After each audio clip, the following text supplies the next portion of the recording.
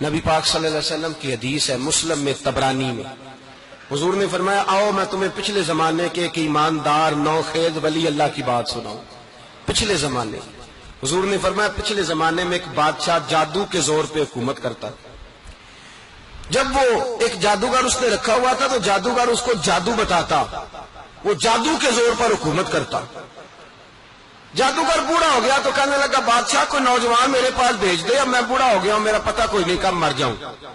ایک نوجوان کی ڈیوٹی لگائی، بڑا زیرک سمجھدار اپنے رعایا میں سے چن کے جو ذہین فطرت مزاج بچہ تھا وہ اس نے لگایا۔ اللہ کے محبوب علیہ الصلوۃ والسلام فرماتے ہیں بچہ جادو سیکھنے لگا، وقت گزرنے لگا۔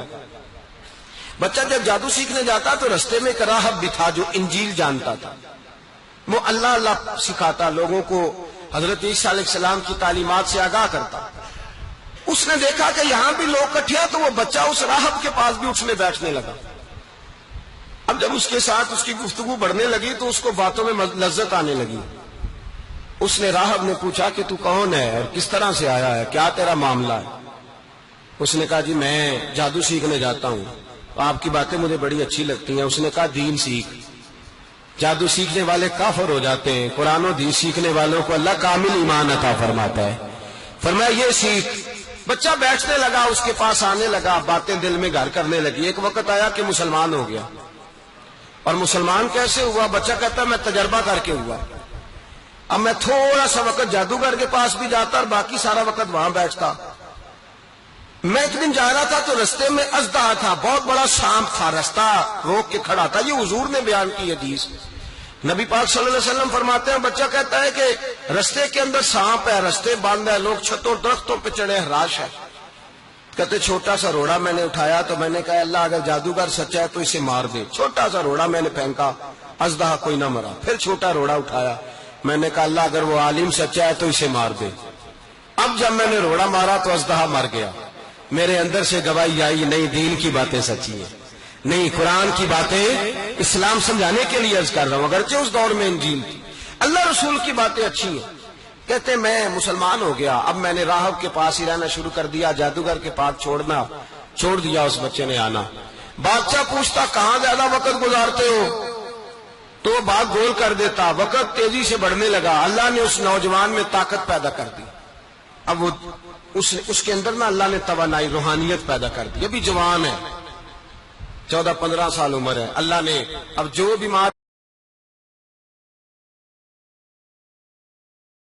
عمر ہے، اللہ نے اب جو بیمار بھی آتا وہ دعا کرتا تو اللہ صحت عطا کر دیتا، جو بھی آتا۔ بادشاہ کا ایک درباری تھا، بادشاہ کو پنکھا جلتا تھا، وہ اندھا ہو گیا، کوئی ایسی تکلیف آئی کہ نابینا ہو گیا، بڑے علاج کرائے شفا نہیں ہوئی۔ کسی نے اس بچے کا پتہ بتایا کانوں میں، اس کے پاس گیا تو بچہ کہنے لگا شفا تو ہو جائے گی پر کلمہ پڑھنا پڑے گا، مسلمان ہونا پڑے گا، جس پیغمبر کا میں غلام ہوں تجھے بھی بننا پڑے گا، دین پہ عمل کرنا پڑے گا، اللہ شفا دیتا ہے۔ اس نے کہا پڑھا مجھے شفا دے، میں تیار ہوں۔ اس نے کہا شفا تو اللہ ہی دیتا ہے۔ اس نے اللہ تبارک و تعالیٰ کا ذکر کر کے دعا مانگی، یہ مختلف میں موجود ہے، اللہ نے اسے شفا دی، اس نے کلمہ پڑھنا شروع کر دیا۔ یہاں ایک نقطہ لکھا ہے ہمارے علماء نے، کہتے ہیں جب اللہ ولایت عطا کرتا ہے نا تو یہ سفید بالوں والے کا حصہ نہیں ہوتی۔ اگر جوانی میں کوئی آدمی توبہ کر کے تصوف کے رستے پہ چلتا ہے تو سب سے زیادہ ولایت فرماتا ہے، سب سے زیادہ ولایت اس کے پاس ہوتی ہے۔ ابھی اس کے بعد چڑھتی جوانی ہے، دعا کی تو اللہ نے، اور حدیث پاک میں موجود ہے کوڑے آتے تو شفا یاب ہو جاتے، اندھے آتے تو شفا یاب، برس والے آتے تو اللہ سے دے۔ جوان ہے، بادشاہ کے پاس وہ واپس جو آدمی جس کی آنکھیں ٹھیک ہوئی تھی، بادشاہ نے پوچھا شفا ملی تو کہنے لگا میرے رب نے شفا دی ہے۔ بادشاہ سجدے کراتا تھا، اپنے آپ کو منواتا تھا، معاذ اللہ، کہنے لگا میرے علاوہ کون رب ہے؟ اس نے کہا وہی رب ہے جس نے تجھے پیدا کیا ہے، اور وہی رب ہے جس نے مجھے اندھے کو آنکھیں دی ہیں، وہی ہے میرا مالک۔ کہا اچھا تو مجھے نہیں مانتا؟ کہا نہیں میں اپنے رب کو مانتا ہوں۔ بادشاہ آزادی ستایا، اس نے بچے کا پتہ بتایا، پھر بچے کو بلا کے ستایا تو اس راہب کا پتہ بتایا، راہب بھی قتل ہو گیا، نابینا بھی قتل ہو گیا۔ بادشاہ نے کہا سپاہیوں سے اس بچے کو لے جاؤ اور پہاڑ کی چوٹی پہ جا کے نیچے پھینکو تاکہ مر جائے۔ بچہ پہاڑ کی چوٹی پہ گیا، اٹھا کے کہنے لگا یا اللہ میرے لیے نہیں اپنے لیے، میرے لیے نہیں اپنے لیے انہیں اپنی قدرت کے جلوے دکھا، میرے لیے نہیں۔